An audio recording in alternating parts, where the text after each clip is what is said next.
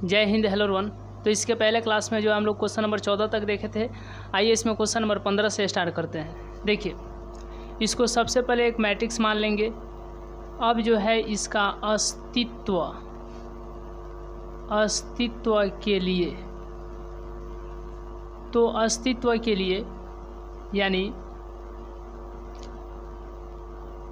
Modulus of ए निकालेंगे। क्या निकालेंगे? मॉडुलस ऑफ ए। तो इसका निकाल लेते हैं। मॉडुलस ऑफ ए कैसे निकालेंगे, ध्यान दीजिए। चलिए, तो यहाँ पर 2 है तो 2 लिख दीजिए। तो इधर वाला और इधर वाला नहीं लिखना है, ठीक है, ऐसे कर देना है। फिर यहाँ पर माइनस दे करके और फिर यहाँ पर -3, फिर ऐसे कर दीजिए और फिर यहाँ पर प्लस माइनस, तो यहाँ पर क्या हो जाएगा +3 और ऐसे कर दीजिए। तो 2 है यहाँ पर लिखा गया है, तो इसका कलम और इसका रो, ठीक है, जब छुप जाएगा तो बचेगा यहाँ पर 3 और यहाँ पर -2 और यहाँ पर 2। जब इसका बात करेंगे तो इसके सामने का कलम और इसके सामने का रो हटा दीजिए, तो बच गया 2 3 3 2। अब इसका बात करते हैं 3 का, इसका, ठीक है। तो इसके सामने वाला कलम और इसके सामने वाला का रो हटा दीजिए, तो बच जाएगा 2 2 3 2 2 और 3 -2, ठीक है। तो अब यहाँ के बाद आपको ध्यान देना है कि 2 और इसका हो जाएगा 2 दूना 4 में से घटाना है 3 दूना के 6, -6 घटाना है। 4 में से -6 घटाना है, यानी माइनस माइनस प्लस हो जाएगा। माइनस माइनस प्लस, 2 दूना 4, इसमें से घटाना है 3 3 9 +3, 2 दूना -4 और 3 दूना -6।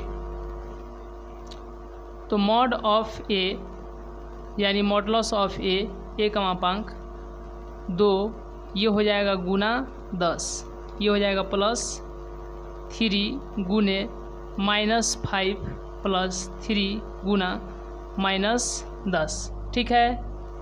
चलिए, mod of A equal to ये हो जाएगा 20 ± -5 3 15 ± -10 3 30।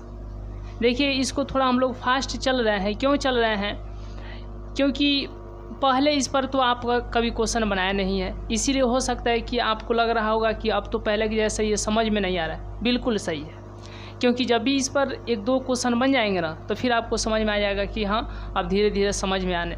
तो कोई भी चीज़ है अभी नया रहता है तो उस पर थोड़ा देर समय देना पड़ता है और फिर उसके बाद सही हो जाता है। तो यहाँ तक आ गया। अब इसके बाद जो है, देखिए, 20 में से 15 गया तो 5 और माइनस यहाँ पर 30। तो मॉड ऑफ ए यानी -25, इसका अस्तित्व है कि नहीं है? इसका अस्तित्व है कि नहीं? तो इसका अस्तित्व बताइए, कमेंट कीजिए, इसका अस्तित्व है कि नहीं। क्या मापांक ए यानी ए का मापांक 0 आया है? नहीं आया है, इसका मतलब इसका अस्तित्व है। तो जब इसका अस्तित्व है तो यहाँ पर लिख देंगे अस्तित्व है, यानी व्युत्क्रम का अस्तित्व है। व्युत्क्रम का अस्तित्व है, व्युत्क्रम का अस्तित्व है, ठीक है। और जब इसका अस्तित्व है तो अब ध्यान दीजिएगा, यहाँ पर अब हम लोग क्या करेंगे, यहाँ पर क्या करेंगे कि a बराबर में i × a लिख देंगे, ठीक है। कीजिए,